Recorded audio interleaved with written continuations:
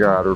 But she was eating a cricket by the side of the barn when I picked her up, because I didn't bother her until that I was ready to leave. And when I left out, she's crying, running from window to window looking out. But before we got to the highway, she was up in my lap, and she had curled around and gone to sleep and stayed there until that we got home.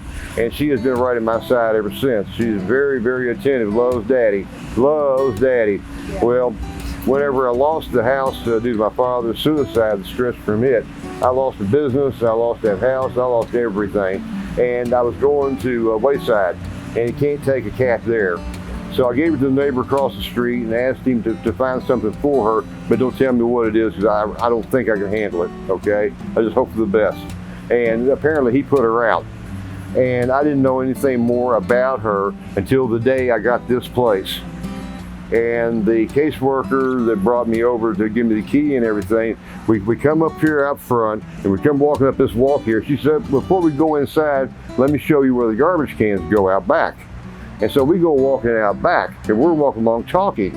And we get about 3/4 of the way to the cans, just a little past that big tree back here.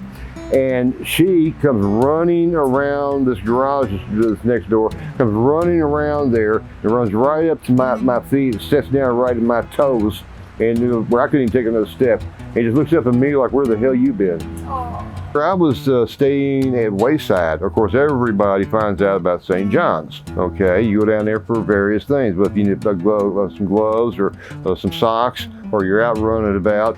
I got sick and tired of it, so I took to the woods. And I was there for a couple of years, and then one day, big John that was at St. John's, he come through the woods, just checking on people and seeing what they could provide. And he came across me. He said, "What are you doing out here?" I said, "Man, it's just peaceful and quiet. I love it." He said, "Man," he says, "why aren't you in housing?" And I said, "Maybe because I never asked." And he says, "Man," he said, "you mean if they offered you housing, you'd take it?" And I said, "Yeah." He said, "Man, if there's ever anybody that needs housing," he said, "it's you." Well, a couple of months later, almost near 2 months later, I'm in what was the clinic there, Phoenix. Yeah, I was in there, Phoenix. And John, he comes walking through. I said, "Hey, John, how you doing?" He stopped, he turned around and said, "Bill," he said, "man," he said, "this is a God moment." He says, "Man," he says, "I was just walking out to the car to come try to find you." And the following Thursday, I was here with the key. And, well, she's not with us, she's with us out Turtle.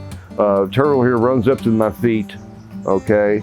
And so straight from the get-go, I've got a housing, it's got the bed, it's got dishes, it's got a microwave, a coffee maker. That's very important to me, gotta have coffee. And I've got my pet. I've got Turtle, okay? Yeah, I've got Turtle.